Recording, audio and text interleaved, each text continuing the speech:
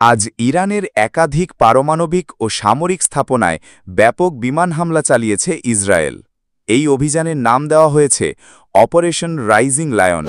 Israel দাবি করেছে তারা ইরানের পারমাণবিক কর্মসূচি বন্ধ করতে এই হামলা চালিয়েছে।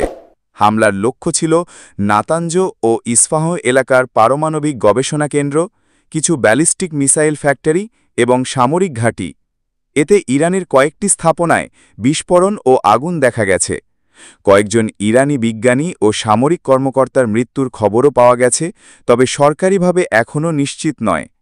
ইরান ও ইসরায়েল উভয় দেশেই আকাশপথ বন্ধ রাখা হয়েছে। যুক্তরাষ্ট্র জানিয়েছে তারা এই হামলার সঙ্গে জড়িত নয়, তবে ইসরায়েলে থাকা মার্কিন সেনাদের নিরাপত্তা নিশ্চিত করবে। অস্ট্রেলিয়া, নিউজিল্যান্ড সহ বিভিন্ন দেশ এই ঘটনায় উদ্বেগ প্রকাশ করেছে। ইরান এই হামলার পাল্টা জবাব দেওয়ার হুমকি দিয়েছে। ইসরায়েলে জরুরি অবস্থা ঘোষণা করা হয়েছে। আঞ্চলিকভাবে উত্তেজনা দ্রুত বাড়ছে। এই হামলা মধ্যপ্রাচ্যে নতুন করে যুদ্ধের আশঙ্কা তৈরি করেছে।